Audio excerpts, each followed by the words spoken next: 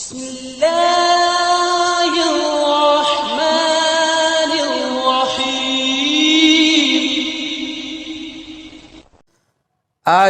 हा में से बनने वाला हर्फ और उसकी शक्ल है।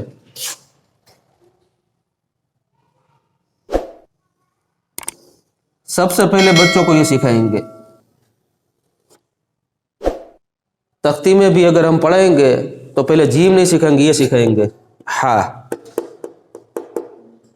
फिर ये हा की शक्ल है, ये पूरी हा है और कभी इस तरीके से हा आती है अधूरी, इस तरीके, ये हा,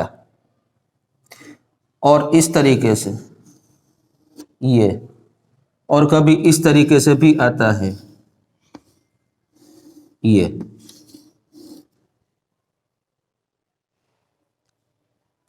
एक, दो, तीन, चार, ये चार शक्लें।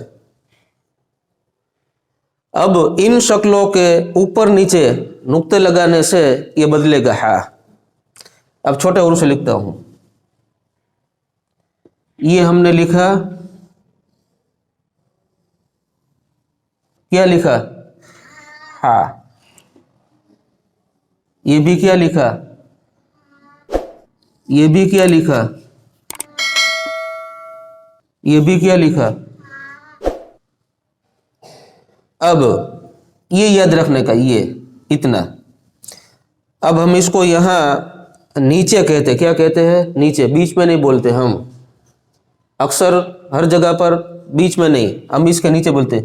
ये नीचे नुक्ता लगा दिया, इसके नीचे, तो ये क्या बन गया? जोर से बोलो, जीम। यहां इसके नीचे नुक्ता लगा दिया तो क्या बन गया? जोर से बोलो, जीम। जोर से। यहां नीचे नुक्ता लगा दिया तो क्या बन गया?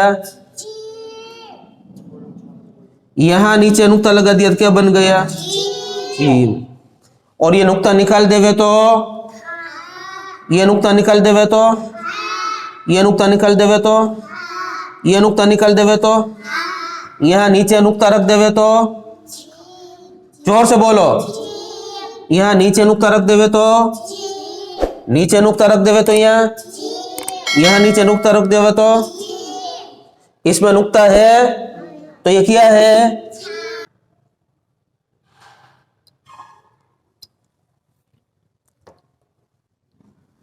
ये क्या लिखा?